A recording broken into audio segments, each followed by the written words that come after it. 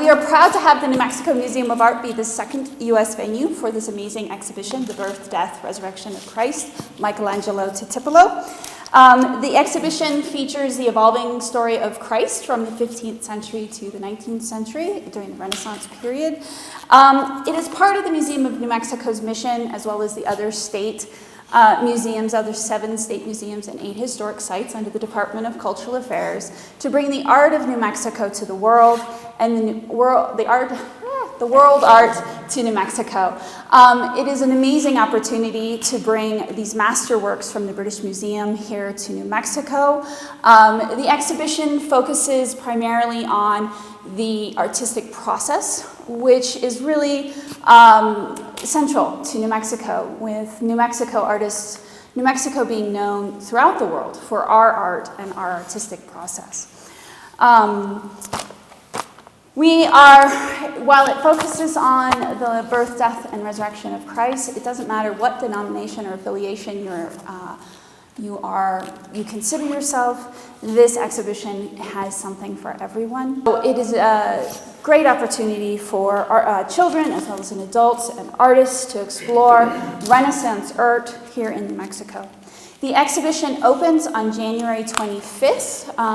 We have a public opening reception on the Friday before the 24th from 5 to 7, and everyone is welcome.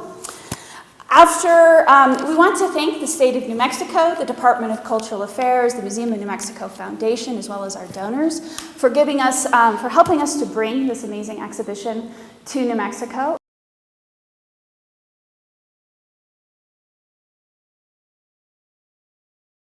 First, I'd like to ask Governor Lujan Grisham to assist David Spicer, the Assistant Collections Manager at the British Museum, in creating the last piece for the exhibition, and one of the most important works, Michelangelo's Three Cross. All right, are we ready? I have the most important job. It's not true, I don't. He has the most important job, but I'm happy to assist.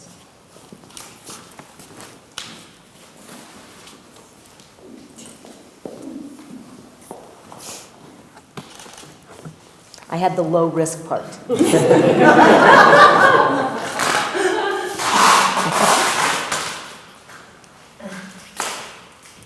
That's like Christmas. I can't wait to. I know, right? I know. Rip it.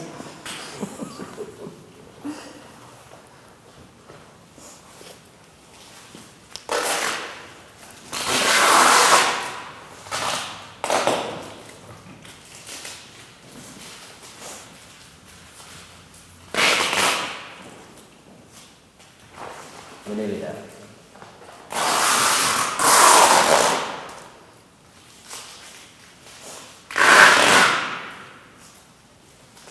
I can put the plastic if you want. You can do it, actually. Yeah, go for it. The table behind us. Tell me when you're ready. Yep, we will. Got it.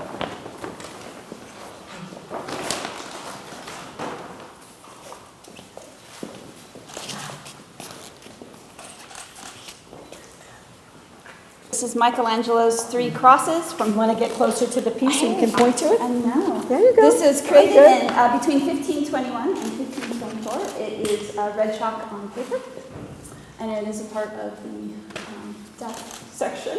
But I'll let Christian talk a little bit about the piece.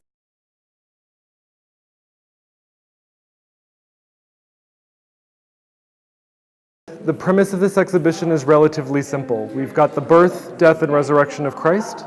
The pieces range from the 1500s and span the next 400 years of Italian art history. So one of the kind of organizing factors of this is that all the work that you see is from what we now know as Italy, right? At that time, Italy wasn't unified, but we're thinking of Rome, we're thinking of Florence, we're thinking of Venice, primarily is where this work is coming from. We've got a 400-year span from the late medieval period, the early Renaissance, through the Enlightenment to the Napoleonic era. So one of the things that I found really interesting whenever this exhibition first kind of came across my desk was we've got 400 years of people working with a relatively simple set of narrative principles: a child's birth, an execution, and then a resurrection, right? Where's the room for growth and innovation, how is this exhibition going to get laid out visually?